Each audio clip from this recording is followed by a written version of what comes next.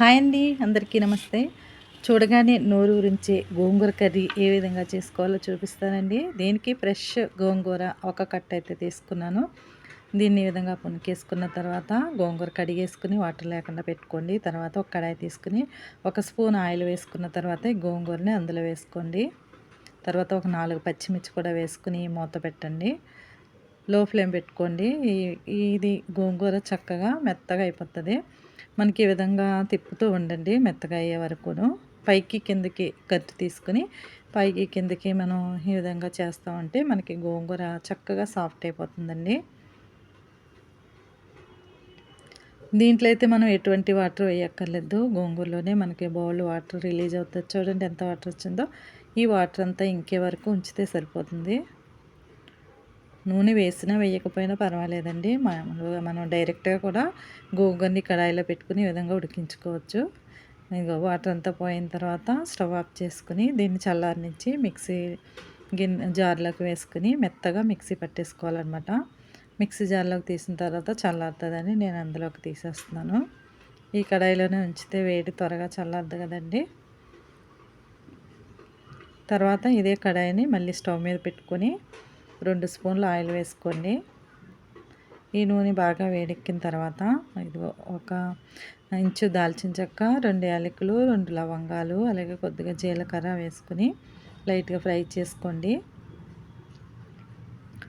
తర్వాత 3 వెల్లుల్లి రెమ్మలు కూడా వేసాను పొట్టు తీసుకుని. ఒక ఉల్లిపాయని ఈ విధంగా ముక్కలుగా కట్ చేసి వేసుకోండి. పెద్దదైతే 1 వేయండి, చిన్నవైతే 2 వేసుకోండి. కొద్దిగా కరివేపాకు కూడా వేసుకుని ఉల్లిపాయలని బాగా ఫ్రై చేసుకోండి. గోంగూర కర్రీ ఈ విధంగా ఎప్పుడన్నా చేశారండి? చేయకపోతే ఒకసారి ట్రై చేయండి. చాలా టేస్ట్ అయితే ఉంది. నేను మూత పెడుతున్నాను ఉల్లిపాయలు మగ్గుతాయని. ఇదిగో మిక్సీ పట్టేసానండి గోంగూరని.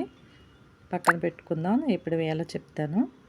ఇక ఉల్లిపాయలు కొంచెం వేగిన తర్వాత ఒక స్పూన్ అల్లం వెల్లుల్లి పేస్ట్ వేసుకున్నాను.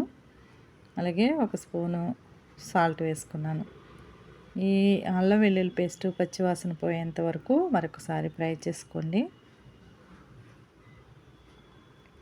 ఇవంతా బాగా ఫ్రై అయిన తర్వాత ఒక స్పూన్ పసుపు, ఒక స్పూను కారం వేసుకోండి. మీరు స్పైసీకి తగ్గట్టుగా వేసుకోండి.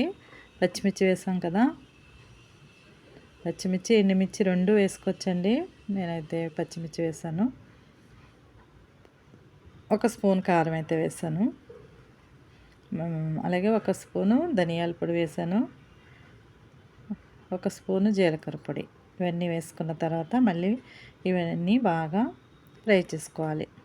ఇవన్నీ ఎందుకు వేస్తున్నానంటే గోంగూర పుల్లగా ఉంటుంది కదండి, మనకి స్పైసీగా ఉండటం కోసం వేసుకోవాలన్నమాట. చూడండి చక్కగా ఫ్రై అయిపోయినాయి కదా. ఈ విధంగా ఫ్రై అయిన తర్వాత మనం మిక్సీ పట్టుకుని ఉంచుకున్నాం కదండి గోంగూర, దాన్ని ఇందులో వేసేసుకోండి. గోంగూర అంటే ఎవరికైనా ఇష్టమే కదండి. చూడగానే మనకి నోట్లో లాలాజలం ఊరిపోతుంది. నాకైతే చాలా ఇష్టమండి గోంగూర కర్రీ ఏ విధంగా చేసినా. ఈ విధంగా గోంగూర వేసిన తర్వాత బాగా కలుపుకోండి. ఎందుకంటే ఈ విధంగా మళ్ళీ ఫ్రై చేసుకున్న తర్వాత మనం మిక్సీ జార్లోనే ఒక టీ గ్లాసులు వాటర్ వేసుకొని ఒకసారి మిక్సీ గిన్నెలా కలుపుకొని తర్వాత ఈ గోంగూరలో వేసేయండి. వేసి మూత పెట్టి ఒక్క 5 నిమిషాలు ఉంచారంటే మనకి ఎగిరిపోతుంది. ఇదిగోండి ఈ కన్సిస్టెన్సీ ఉంటే మనకి కర్రీ రెడీ అయిపోయినట్టే. ఈ టైంలో మీరు ఎగ్స్ కూడా బాయిల్ చేసుకుని వేసుకోవచ్చు అనమాట. కూర అయితే చాలా టేస్ట్ ఉంటుందండి. గోంగూర కర్రీ అయితే రెడీ అయిపోయింది. నా ప్రాసెస్ కనుక నచ్చితే తప్పకుండా ఒక లైక్ అయితే మాత్రం ఇవ్వండి. ఓకే అండి, థ్యాంక్స్ ఫర్ వాచింగ్.